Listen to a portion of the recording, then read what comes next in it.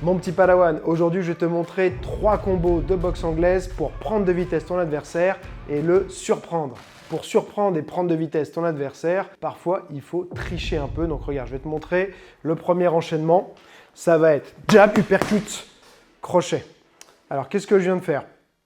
Ce que j'ai fait, c'est que j'ai fait des mouvements partiels pour réduire le temps que je mets entre un coup et l'autre. Si je fais un jab, retour complet, un uppercut et un cross, ça va être beaucoup plus prévisible et beaucoup moins rapide que si je fais jab, je reviens juste un petit peu, uppercut, cross. En envoyant ma hanche et mon épaule, je vais quand même avoir de l'impact dans mon uppercut, mais là, je ne cherche pas forcément le KO, je cherche à prendre de vitesse, surprendre, et derrière, ça va m'ouvrir des opportunités et peut-être un KO, mais ce n'est pas forcément sur l'uppercut que je cherche le KO.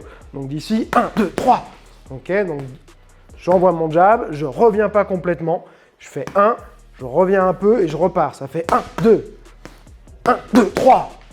Et le troisième, par exemple, ça peut être le money punch, comme ils disent en anglais, vraiment le coup qui va envoyer de la patate et qui va toucher vraiment efficacement. Ce que tu peux faire aussi, en faisant le même enchaînement, c'est faire un changement de rythme. C'est-à-dire qu'au lieu de faire 1, 2, 3, je peux faire une sorte de jab volontairement un petit peu lent, hop, et accélérer ensuite sur l'uppercut et le cross pour prendre de vitesse. Donc je vais faire encore parfois, on envoie des jabs juste un peu pour tester la réaction.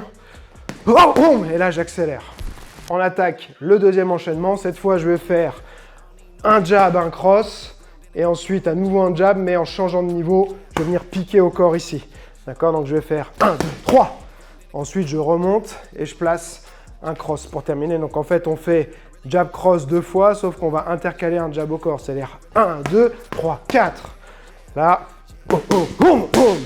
une nouvelle fois. Ce qui est intéressant, c'est de faire une cassure dans le rythme de ton enchaînement.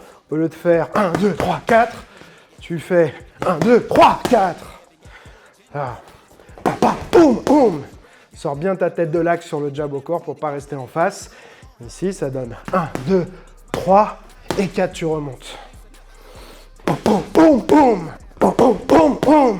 Avant de passer au troisième enchaînement, je voulais dire qu'il y aura un quatrième enchaînement que je voulais te montrer, mais qui sera exclusivement sur mon canal Telegram. Le lien est dans la description et bien sûr, c'est gratuit. Troisième enchaînement, on va une nouvelle fois un petit peu tricher sur les mouvements. Je vais envoyer un jab, un cross, revenir un tout petit peu et repartir en crochet. Celui-ci n'est pas évident, il faut bien utiliser son gainage et il faut avoir l'habitude de changer de direction avec le même bras. Donc c'est 1, 2, 3, boum. Ici, je ne reviens pas complètement entre les deux. Si je fais là, ça va être beaucoup plus dur de prendre de vitesse. Donc je fais 1, 2, 3. Tout de suite, dès que je touche, je remets un deuxième en crochet.